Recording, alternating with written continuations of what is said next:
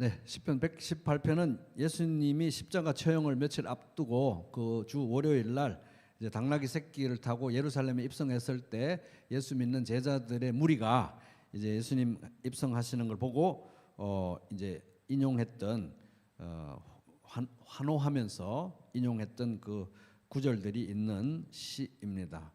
누가복음 19장 38절 이르되 찬송하리로다 주의 이름으로 오시는 왕이여 하늘에는 평화요 가장 높은 곳에는 영광이로다. 그래서 여기 이제 시편 118편 26절을 인용한 것이죠. 그래서 이제 이 118편은 이제 하나님을 사랑하고 말씀을 사랑하는 모든 경건한 유대인들에게 매우 익숙한 시였던 것으로 보입니다. 사도 바울도 그 중에 한 명이었고 그 호산나 하면서 예수님을 맞이했던 예수님의 제자들의 무리들도 이제 마찬가지였습니다. 그도 그럴 것이 이제 6월절 이집트 할랄 시편의 이제 마지막 시편으로서 6월절 식사 마치고 후에 불렀던 시 중에 하나였기 때문입니다. 이제 저자는 우리가 누군지 확실하지 않습니다. 그러나 시의 전체 내용을 볼 때 아마 이 하나님의 백성을 대표하는 이스라엘의 왕, 그것도 경건한 왕이었지 않겠느냐 이렇게 짐작할 수 있습니다. 이 왕이 이제 이 시를 쓸 때 최근에 큰 어려움을 당했고 그 어려움 속에서 죽을 것만 같았는데 하나님께 부르짖었을 때 하나님께서 그 기도를 응답하시고 구원했습니다. 그래서 이제 이 시는 하나님께 찬송하면서 하나님의 선하심과 인자하심을 노래합니다. 그래서 그 내용을 이제 1절에서 5절까지 이제 이 시인이 고통에서 구원받고 기도 응답하신 하나님께 선하심과 인자하심 영원하니까 하나님 찬양합니다. 이렇게 이런 마음으로 1절에서 5절 저하고 목소리 맞춰서 예배하는 마음으로 같이 읽어보겠습니다. 시작. 여호와께 감사하라. 그는 선하시며 그의 인자하심이 영원함이로다.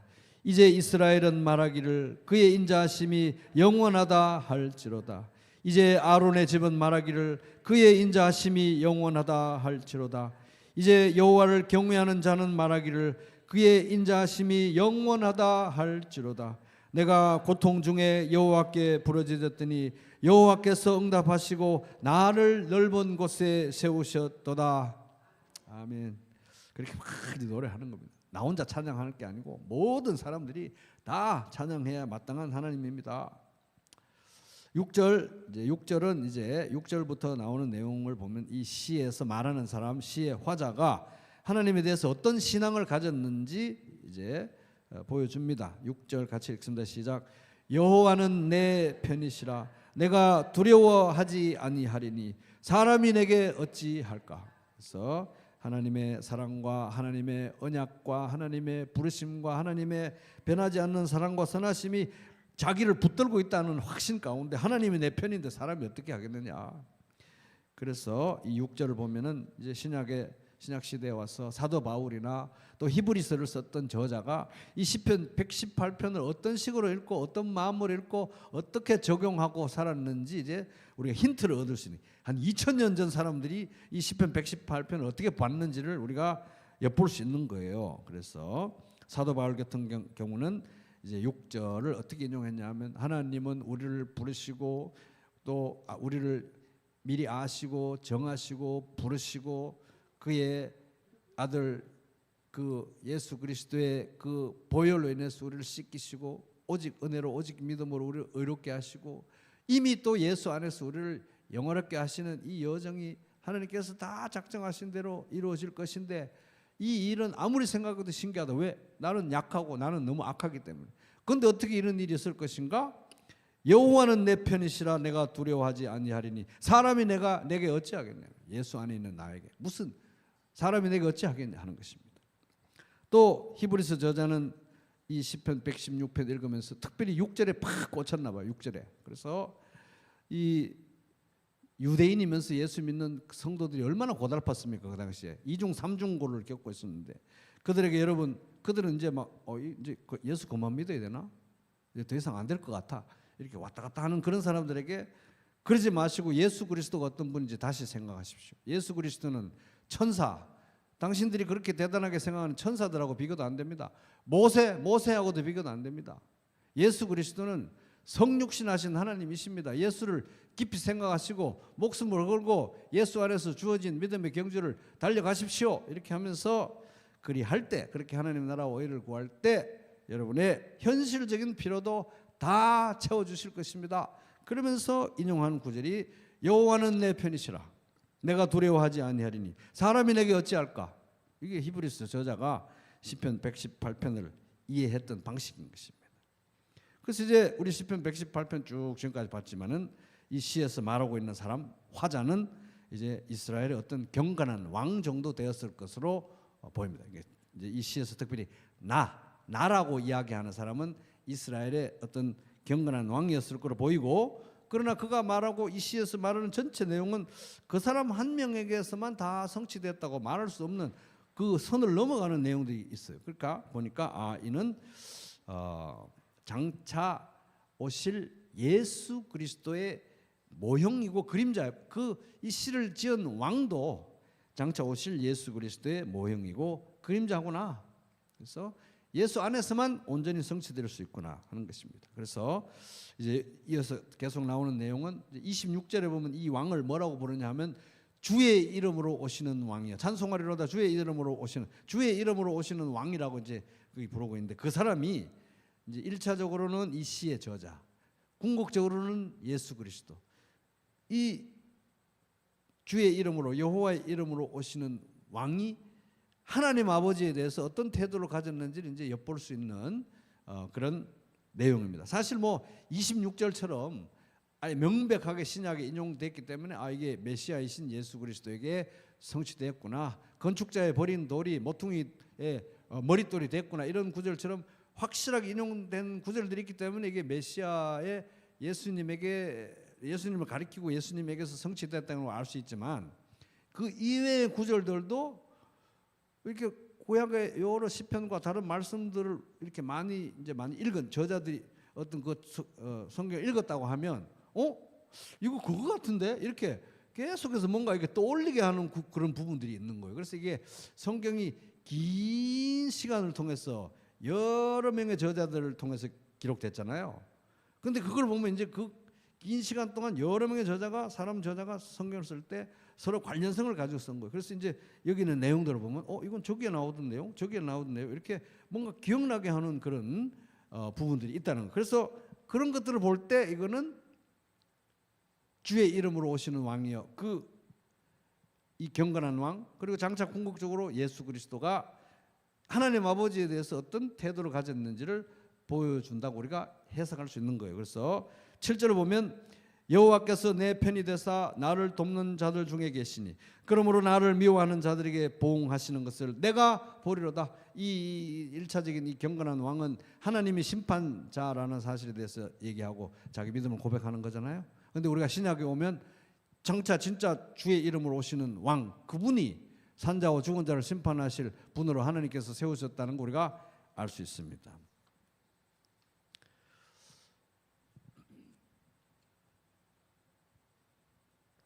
자, 그래서 이제 우리가 이제 모두에부터 이 시편 118편이 진짜 예수님을 가리키는 시인가 할 때, 그래요, 맞아요, 이거 예수님을 가리키는 시예요라고 해석할 수 있는 가장 확실한 근거는 예수님의 해석이면 우리가 더 이상 할 말이 없겠잖아요, 그죠? 그래서 예수님은 이 시를 어떻게 해석했는가 할 때 방금 좀 이따 이제 읽어보겠지만은 건축자가 버린 돌이 집 모퉁이의 머릿돌이 되었다. 22절 이런 거를 예수님께서 인용하시면서 예수께서 이르시되 너희가 성경에 건축자가 버린 돌이 모퉁이의 머릿돌이 되었나니 이것은 주로 말미암아 된 것이요 우리 눈에 기이하도다 함을 읽어본 일이 없느냐. 시편 118편 22절 23절 못 읽어봤느냐 이러면서 예수님이 말씀하시면서 유대 지도자들에게 말씀하시면서 그게 나를 향한 말씀이다 이렇게 해석을 그렇게 하신 거예요, 그죠?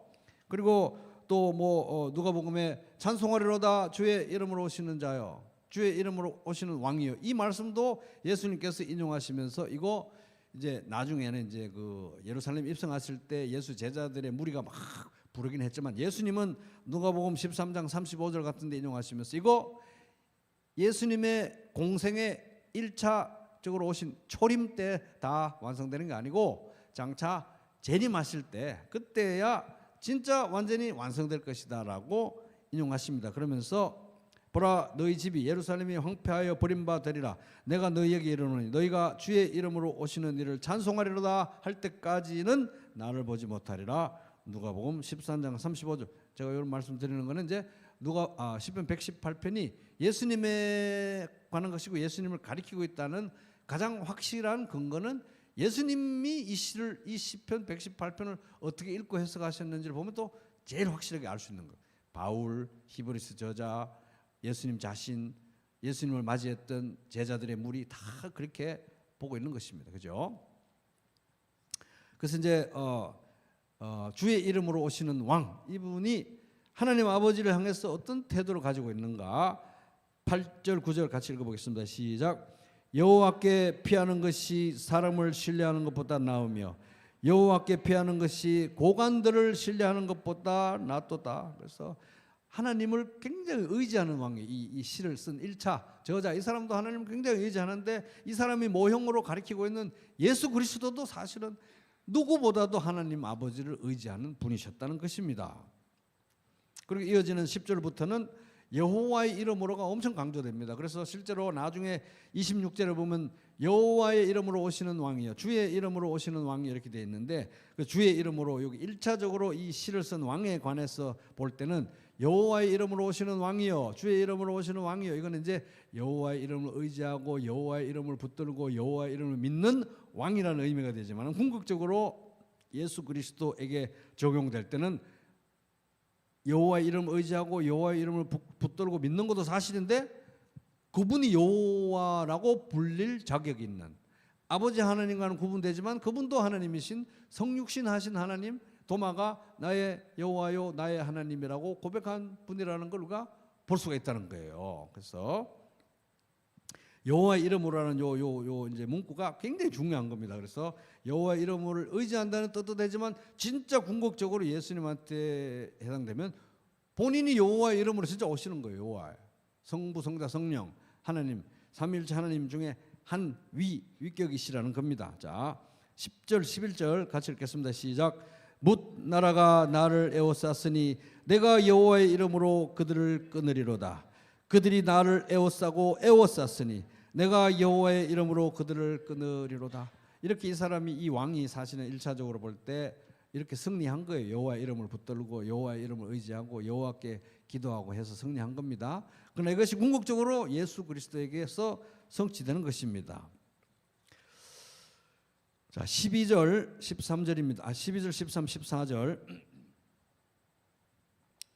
또 같이 저하고 목소리 맞춰서 읽어보겠습니다. 시작. 그들이 벌들처럼 나를 에워쌌으나 가시덤불에 불같이 다, 죄송합니다, 가시덤불에 불같이 다 없어졌으니 내가 여호와의 이름으로 그들을 끊으리로다.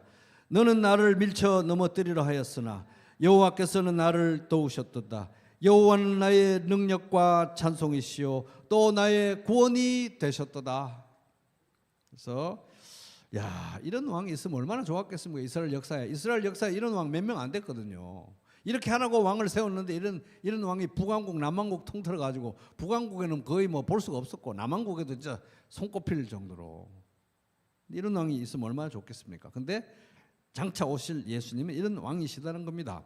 다윗의 후손.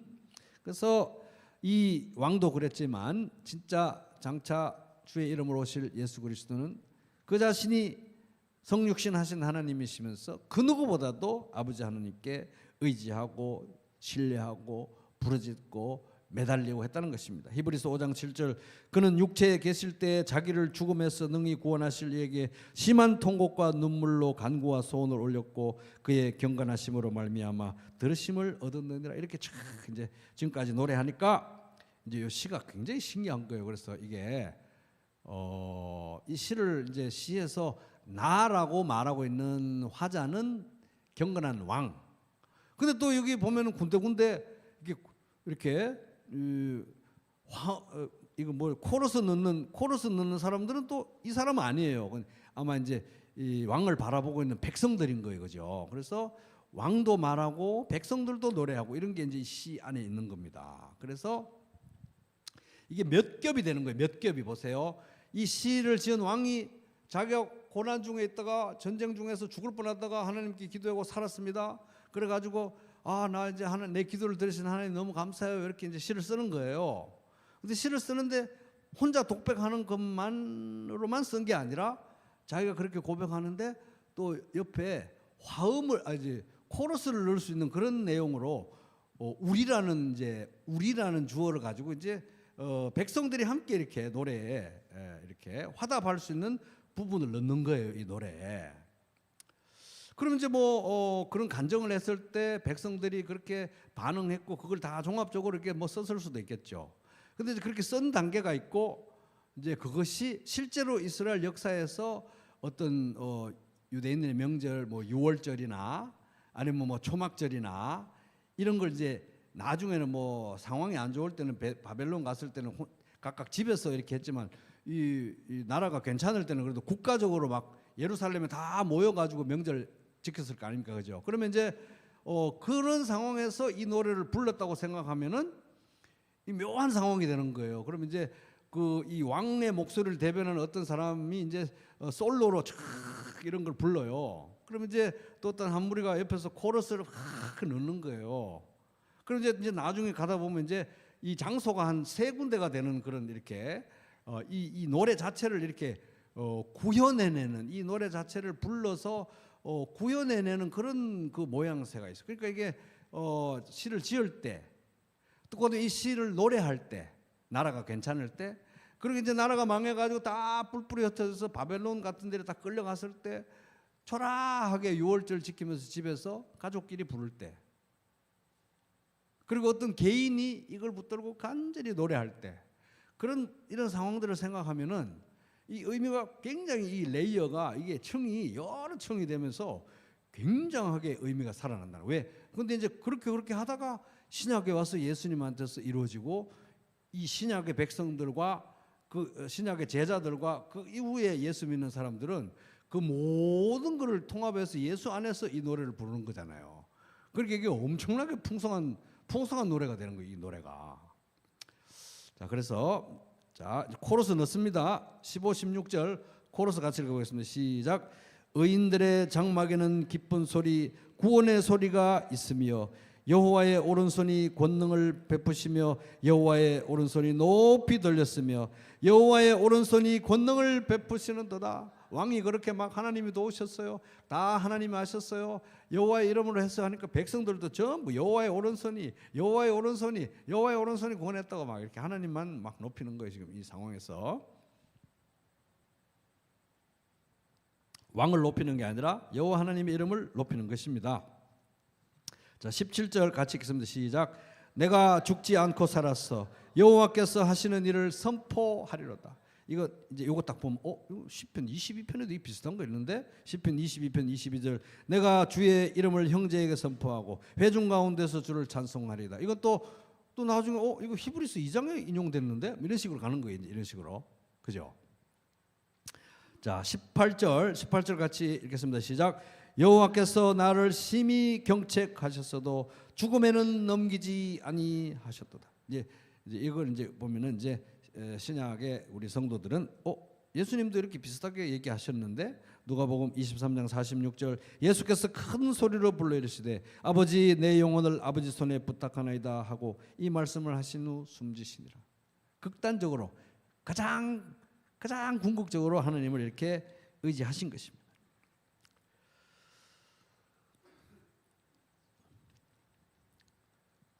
자, 이제부터는 이제 19절부터 나오는 그런 상황은 이제 이 시가 이제 처음 써졌을 때 말고 이제 그 뒤에 나라가 그나마 좀 괜찮을 때 6월절이나 어떤 이런 상황에서 이걸 명절에 성전에서 예배하러 올라온 백성들과 이런 상황에서 이제 찬양을 한다고 생각하면 이런 상황이 되는 거예요. 이제 성전이 있고 성전 뜰에 이제 이미 이 명절을 지키러 와서 예배를 먼저 드리러 온 먼저 온 분들 아니면 제사장들도 있고 그분들이 성전 뜰에 일단 좀 있어요. 그리고 이제 저 밖에는 이 경건한 왕이 이 예배하러 올라온 백성들을 이끌고 예배의 행렬을 이끌고 촥 성전을 향해서 나오는 거예요. 그런 장면을 이제 한번 생각해 볼게요. 그런 장면을. 그러면 이제 이 19절, 20절은 이 왕이 노래하는 거예요. 왕이 이제 이 성전을 향해 가면서 예루살렘을 향해 가면서 왕이니까 진짜 나쁜 왕 같으면 야 성전 문 따, 내가 들어갈게. 그 짐승 가져와, 내가 제사할게. 이래도 되는데 이 왕은 그렇게 안 하는 거예요. 자기가 왕이라고 자기 마음대로 하는 게 아니라 의의 방법으로 의인들만 하나님의 성전에 들어가요. 하나님이 정하신 방식으로만 예배하는 거예요. 그래서 19, 20절 이제 왕이 이제 이 예배 행렬을 이끌면서 성전을 향해 가면서 이제 성전 문 열고 우리 다 이제 예배하러 들어간다 이런 관점에서 이제 합니다. 이제 여기 문은 이제 성전 문이 될 수도 있고 예루살렘 성문이 될 수도 있고 그렇습니다. 19, 20절 시작. 내게 의의 문들을 열지어다. 내가 그리로 들어가서 여호와께 감사하리로다. 이는 여호와의 문이라. 의인들이 그리로 들어가리로다. 이 왕이 이제 예배 행렬을 끌고 성전의 문 열어라 이거예요. 이 의인들만 들어가서 예배드리는 이 행렬을 내가 이끌고 가니까 나뿐만 아니라 이 백성들 들어가니까 성문 문지기들 고라 자손들 문지기들 문 열어라 이 문. 그럼 이제 이거는 이제 그 당시에 어떤 6월절 명절에 이런 이제 안에 성전 뜰 안에 일부가 있고 다가오는 사람이 있고 이제 문지기가 있고 이런 상황에서 연출이 됐을 가능성이 있는데 또 그 뒤에 바벨론에 포로되어 있을 때 집에서 뭐 개인적으로 유월절 지키면서 이 노래 부를 때도 그런 그림을 생각했을 수 있어요. 오늘날 우리는 신약 성도들이니까 구약의 예루살렘 성전 이게 이미지가 잘 안 떠올라서 그렇지 구약 사람들은 우리보다 익숙했으니까 그런 그림을 그릴 수가 있어요. 근데 이거 보면은 이런 그림을 그리고 보면 오늘날 우리의 관점으로 보면 하나님께 나아가서 예배드리는 우리들의 이 수많은 하나님 자녀들과 하나님의 백성들이 하나님 앞에 나아가는 이 예배 행렬에 항상 우리가 하나님 앞에 나아갈 때마다 이 행렬을 이끄는 사람은 누구다? 예수님이라. 이게 예수님이 이 행렬을 이끄는 거예요. 그래서 휘장으로 막혀져 있는 그 길을 여신 거잖아요. 예수님이 내가 왕이니까 문 따 이렇게 하는 게 아니라 의의 방법으로 하나님이 원하시는 의의 방법으로 그의 피로 이 휘장을 뚫고 열고 아버지 함께로 나가는 길과 길이의 진리의 생명이 되신 거예요. 그러면 이제 우리는 이 하나님께 예배하러 갈 때마다 내게 의의 문을 열지어다. 내가 그리로 들어가서 여호와께 감사하리로다. 이렇게 하는 이 왕의 뒤를 따라가는 거예요. 이는 여호와의 문이라. 의인들이 그리로 들어가. 이 의인들은 누굽니까? 이제 예수님의 관점을 생각하면 예수님의 피로 구속하신 거룩하게 하신 하나님의 자녀들이 예수 따라 하나님 앞으로 나가서 예배드리는 거예요.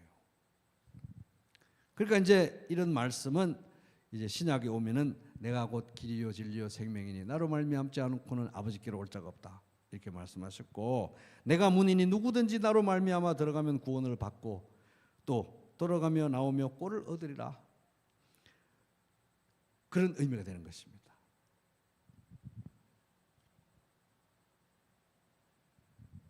그러니까 이 신구약을 전부 연결하다 보면 이게 뭔가 너무 노골적이 그런 걸 생각을 하지 않을래야 하지 않을 수 없는 어떤 노골적인 그런 암시들이 있다는 것입니다.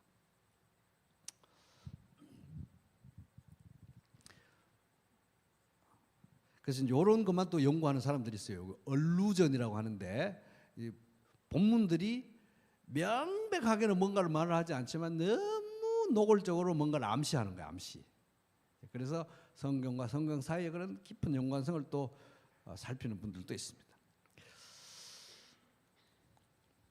자, 21절 이제 또 계속 이제 보겠습니다. 21절 왕이 계속 얘기합니다. 시작. 주께서 내게 응답하시고 나의 구원이 되셨으니 내가 주께 감사하리다. 그래서 이 왕은 이제 자기 구원, 하나님께 자기 기도 들으시고 구원하시고 응답하시고 이런 걸 이제 막 찬양하는 거잖아요. 그래서 난 너무 감사하다는 거야 하나님께.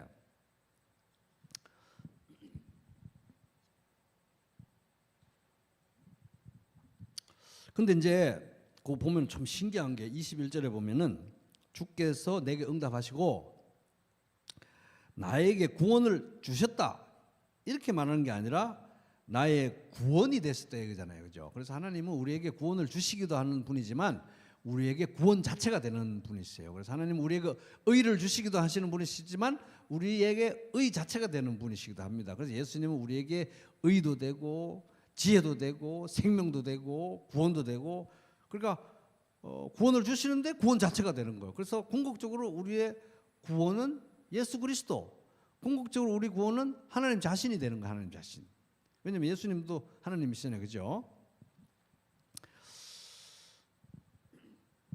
그래서 예수는 하나님께로부터 나와서 우리에게 지혜와 의로움과 거룩함과 구원함 그 자체가 되셨다고 고린도전서 1장 30절에서 말하고 있어요. 그러니까 이게 이런 이제 이 시편 118편에 나온 이런 표현들이 이 신약의 저자들은, 바울 같은 사람들은 절대로 허투루 읽지 않고 굉장히 이제 이 말씀을 심각하게 신중하게 의미 깊게 이렇게 받은 것입니다.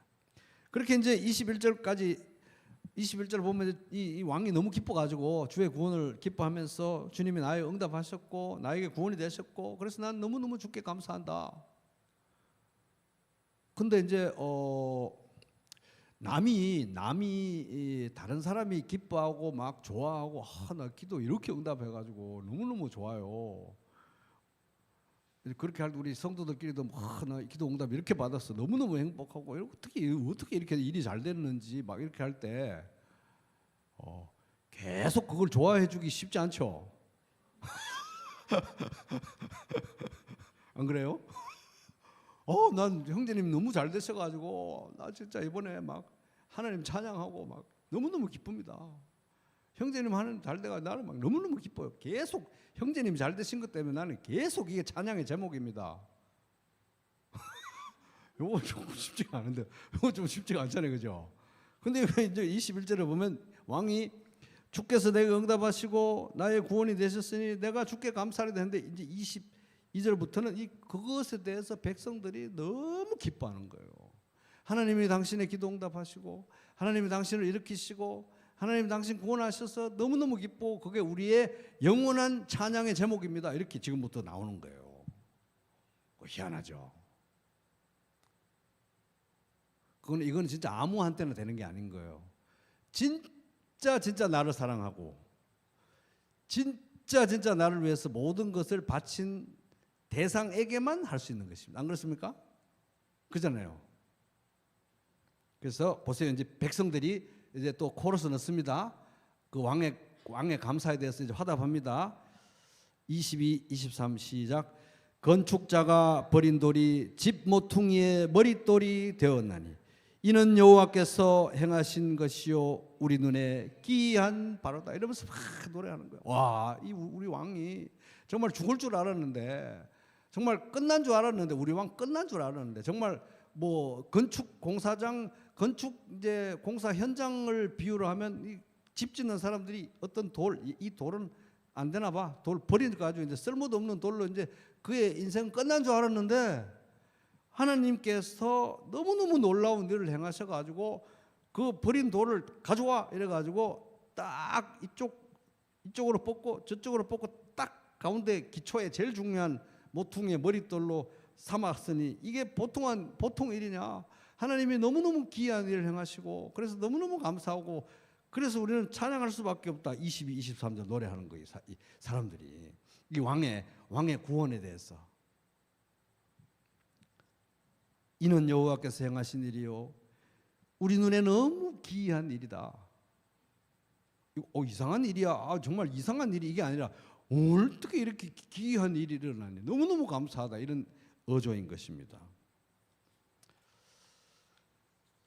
그래서 이제 이 말씀은 예수님께서 이제 마태복음 21장에서 인용하시면서 이게 이제 자기 자신에 대한 말씀으로 인용하셨고, 베드로도 사도행전 4장 11절 이 예수는 너희 건축자들의 버린 돌로서 집 모퉁이의 머릿돌이 되었다고 베드로도 막 설교하면서 얘기합니다. 예수님한테 들은 거잖아요. 그리고 바울도 로마서 9장 33절에 보면은 기록된 바 보라 내가 걸림돌과 그치는 바위를 시온에 두느니 그를 믿는 자는 부끄러움을 당하지 않겠다. 그래서 이제 이 모퉁이의 머릿돌이 되는데 믿으면 살고 안 믿으면 거기에 머리를 찧어서 죽는다 이 말이에요. 그죠? 사도 바울도 그렇게 인용합니다.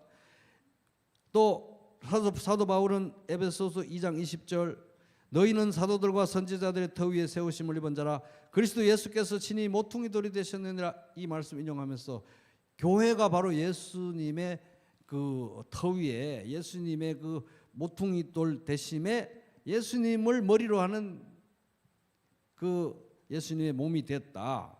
이런 거를 이제 얘기할 때 또 이런 개념을 가지고 와서 인용합니다. 그리고 베드로전서 2장에도 또 다시 베드로가 사도행전 4장에서도 설교하다 그랬지만 베드로전서 편지 쓰면서도 이 말씀 인용하면서 이 모퉁이 돌 모퉁이의 머릿돌 됐는데 그 돌을 믿으면 살고 안 믿으면 거기 머리를 깨져서 죽는데 우리들은 죽는 사람들이 아니고 산 사람이 돼가지고 왕같은 제사장 택하신 족속 소유된 백성이 됐다고 2장 9절까지 쭉 이어지게 인용을 합니다.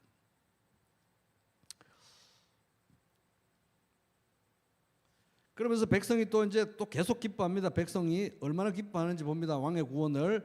자, 24절 같이 읽겠습니다. 시작.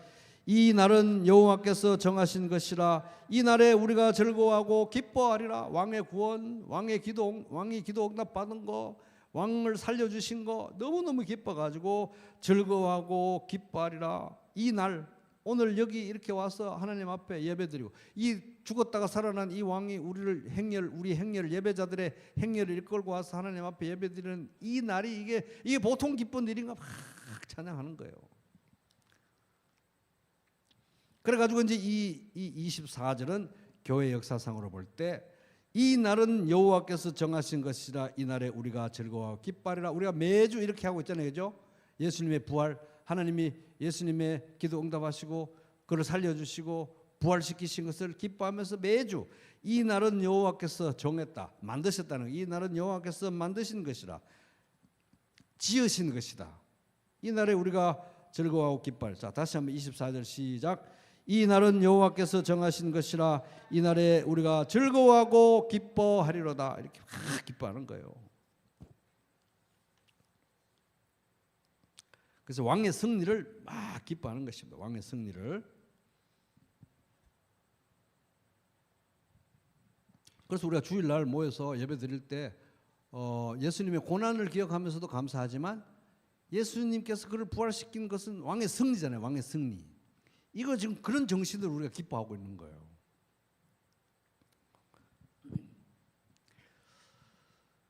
계속 이제 백성들이 계속 말합니다. 화답합니다. 25절이 이 118편 중에서 제일 이상해요. 25절 제일 이상한 구절입니다. 25절 큰 소리로 읽겠습니다. 시작. 여호와여 구하옵나니 이제 구원하소서. 여호와여 우리가 구하옵나니 이제 형통하게 하소서. 정말 신기한 구절이죠. 지금까지 뭐 왕을 구원해서 기쁘다, 왕의 기도 응답해서 기쁘다, 다 기쁘다, 감사하다 막 이렇게 했는데 그러면 기쁜 걸로 오늘은 좀 끝나야 되는데 25절에 와가지고 느닷없이 또 구원해 주세요, 살려주세요, 구하옵나니 구원하소서, 구하옵나니 살려주십시오, 구하옵나니 형통하게 하십시오. 이게 25절에서 이제 여기서 나와가지고 신약에 보면 호산나라는 이제 표현이 구하시옵소서, 이제 구원하소서, 이제 구원하소서, 이게 호산나라는 말로 이제 이어집니다. 여기서 이제 그렇게까지 지금까지 막 승리를 축하하다가 느닷없이 구원하세요, 살려주세요로 왔단 말이에요. 이제 문맥 속에서 이제 뜻을 찾아야 되는 문맥에서 26절 같이 읽겠습니다. 시작. 여호와의 이름으로 오는 자가 복이 있으며 우리가 여호와의 집에서 너희를 축복하였도다. 그래서 여호와의 이름으로 오는 자, 왕도 있고 너희, 그를 따라오는 사람들, 행렬 뒤에 따라오는 너희들도 있는. 그러니까 아까 말씀드린 대로 성전에 이미 먼저 도착해서 성전 뜰에 있는 사람, 그 예배자들의 행렬을 이끌고 있는 왕, 그리고 그를 따라오는 백성들. 그래서 안에 있는 사람들이 말하는 겁니다. 여기서 여호와의 이름으로 오는 자가 복이 있도다. 저기 왕이 예배 행렬을 끌고 오니까. 그리고 그 뒤에 따라오는 사람들을 향해서 우리가 여호와의 집에서 너희를 축복하였도다. 이렇게 되는 거예요, 그죠? 그래서 이제 25절, 26절을 같이 한번 읽어보면 이제 뜻이 살아납니다. 시작. 여호와여 구하옵나니 이제 구원하소서. 여호와여 우리가 구하옵나니 이제 형통하게 하소서. 여호와의 이름으로 오는 자가 복이 있으며 우리가 여호와의 집에서 너희를 축복하였도다. 이 사람들이 이걸 알고 썼는지 진짜 이 왕이 이거 알고 썼는지 모르고 썼는지, 이 사람들이 진짜 알고 불렀는지 모르고 불렀는지 몰라도 여기 아까 24절까지 이 기쁘고 찬송하고 감사하고 뭐 그런 거 있잖아요. 그런 거는 완전한 게 아니에요. 완전한 게 아니에요. 그러니까 25절 여호와여 구하옵나니 이제 구원하소서. 여호와여 우리가 구하옵나니 이제 형통하게 없소서. 이스라엘 역사상 아무리 좋은 일이 일어나도 이 완성은 아니에요. 계속 뭔가를 계속해서 바라볼 수밖에 없는 구조가 되어 있어요. 아무리 좋은 왕이 와도 저 왕이 궁극적으로 가리키는 진짜 왕, 성전, 성막, 제사 모든 것도 이것이 궁극적으로 가리키는 진짜 하나님의 어린 양 가리키는 거예요. 그러니까 이 왕의 구원과 기도응답을 축하하면서도 여호와여 구하옵나니 이제 구원하소서, 호산나 이제 구원하소서 하는 거예요. 왜? 그 구원은 찬송하리로다 주의 이름으로 오시는 왕이 이분이 와야 끝이 나거든요. 그러니까 이게 이제 그 시대의 왕의 기도응답으로 끝나는 노래가 아니라 계속해서 뭔가를 바라볼 수밖에 없도록 하는 노래가 되는 것입니다. 그러니까 느닷없이 25절에 여호와여 구원하옵소서, 이제 구원하옵소서. 앞에까지 막 찬송한 노래하다가 갑자기 구원하옵소서. 이제 우리도 마찬가지잖아요. 우리도 똑같아요. 예수님이 차려주시고 나눠주시는 성찬의 빵과 잔을 대하면서 구원해 주셔서 감사합니다. 예수 부활을 기뻐하고 감사합니다. 우리가 하나님 자녀가 되고 영생을 얻은 거 감사합니다. 그러면서 여호와여 구하옵나니 이제 구원하옵소서, 호산나 주님 오시옵소서, 우리 구원을 완성시켜 주시옵소서 하잖아요. 똑같은 거예요. 주님이 오셔서 나라를 완성해야 끝이 나는 것입니다. 그러니까 응답하신 기도, 구원하신 구원을 감사하고 기뻐하고 노래하는데 계속 갈증이 남아요. 갈증이. 이들도 그랬지만 우리도 그렇습니다. 주님이 다시 오셔야, 나라를 완성하셔야 마감되는 스토리가 되는 거예요.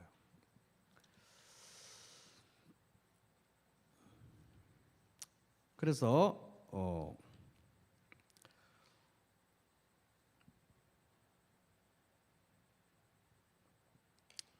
예수님이 오셔야 이게 완성이 된다 하는 것입니다. 27절 한번 읽어보겠습니다. 시작. 여호와는 하나님이시니라. 그가 우리에게 빛을 비추셨으니 밧줄로 절기 제물을 제단 뿔에 멜지어다. 그래서 이제 계속해서 이 우리라는 말이 나오니까 백성들이 노래합니다. 여호와는 하나님이시다. 누가 하나님이냐는 거예요. 모세를 통해서 말씀을 주시고 이스라엘을 이집트에서 건지시고 다윗에게 약속을 주시고 하나님 나라를 약속하신 그 여호와가 하나님이시고 그분 말고는 하나님 없다는 거예요. 그분만 신이라는 겁니다. 그분은 우리에게 빛을 비추셨고 그러니까 우리가 밧줄로 절기 제물을 제단 뿔에 맨다 이 말은 이제 동물 제사를 통해서 예배하는 그 예배를 묘사하는 표현입니다. 우리가 예배하자. 우리가 예배해야 되지 않겠습니까? 하는 겁니다. 그러니까 이제 마지막에 이제 28절, 29절, 28절부터 뭡니다. 왕이 나라는 목소리로 왕이 이제 얘기합니다. 이 왕이 28절 시작. 주는 나의 하나님이시라 내가 주께 감사하리이다. 주는 나의 하나님이시라 내가 주를 높이리이다. 또 왕이 이렇게 막 고백하는 거예요. 그래서 이제 여기 14절하고도 비슷합니다. 여호와는 나의 능력과 찬송이시요 또 나의 구원이 되셨도다. 근데 요거는 사실 14절도 그렇고 28절도 그렇고 출애굽기 15장 홍해 바다를 건넜을 때 모세가 노래했던 그 노래에서 나온 겁니다. 여호와는 나의 힘이요 노래시며 나의 구원이로다. 그는 나의 하나님이시니 내가 그를 찬송할 것이요 내 아버지의 하나님이시니 내가 그를 높이리로다. 이렇게 했던 데서 이제 인용된 거예요. 그러니까 이제 이 6월절 때 출애굽 기념하는 6월절 때 118편 노래 불렀던 굉장히 의미심장한 것입니다. 그죠? 자, 29절 또 같이 읽겠습니다. 시작. 여호와께 감사하라. 그는 선하시며 그의 인자하심이 영원하미로다. 이거 어디서 많이 보셨죠? 1절에 그대로 숨이 쌍관으로 앞에서 시작해서 뒤에 딱 제일 중요한 주제가 바로 여호와께 감사하라. 그는 선하시며 그 인자하심이 영원하미로다. 시작. 여호와께 감사하라. 그는 선하시며 그의 인자심이 영원함이로다. 이렇게 이제 노래하는 것입니다. 그래서 이제 이거를 보면은 이거 예수님에 관한 그 시인데 이 왕이 예배를 인도한단 말이에요. 예배 행렬을 인도하고 예배를 인도하잖아요. 그런 거 보면은 예수님은 온전한 하나님, 온전한 사람, 신성과 인성을 가진 신인. 그래서 사람, 인성으로서는 우리 가운데 계시면서 우리의 예배를 인도하시는 분이시고, 신성으로서는 우리 가운데 계시면서 우리의 예배를 받으시는 분이시는 거예요. 그죠? 그게 이제 히브리서 2장에 나오는 얘기입니다. 그래서 히브리서 2장 이제 시간에 가서 다 읽지는 않겠습니다만은 2장 12절에 보면 내가 형제들 중에서 주의 이름을 선포하며 회중 가운데서 주님의 이름을 찬미하겠습니다. 예수님이 우리들 가운데서 우리의 예배를 인도하시고 우리 인성으로서 그죠? 하나님께 예배합니다. 그런데 13절에 보면 2장 13절에 보면 보십시오 내게 주신 자녀들이 여기 있습니다. 우리 가운데 계시면서 우리 자녀라고 하는 게 예수님. 그러니까 우리 예배를 받으시는 하나님이시기도 하다. 성육신하신 하나님이시다 하는 거예요. 자, 23절, 24절 같이 한번 또 기쁜 마음으로 한번 이제 읽어보겠습니다. 시작. 이는 여호와께서 행하신 것이요 우리 눈에 기이한 바로다. 이 날은 여호와께서 정하신 것이라 이 날에 우리가 즐거워하고 기뻐하리로다. 그러면서 또 26절에 찬송하리로다 여호와의 이름으로 오시는 왕이여 이런 게 나오면서 26절 한번 읽어볼까요? 시작. 여호와의 이름으로 오는 자가 복이 있으며 우리가 여호와의 집에서 너희를 축복하였도다. 자, 28절 29절 또 같이 읽습니다. 시작. 주는 나의 하나님이시라 내가 주께 감사하리이다. 주는 나의 하나님이시라 내가 주를 높이리이다. 여호와께 감사하라. 그는 선하시며 그의 인자심이 영원하미로다. 여러분 한번 생각해 보세요. 이스라엘 역사에서 찬송하리로다 주의 이름으로 오시는 왕이여 이러면서 막 기분 좋게 노래할 수 있는 분위기가 되는 때가 몇 년이나 있었습니까? 이스라엘 역사를 한번 생각해 보세요.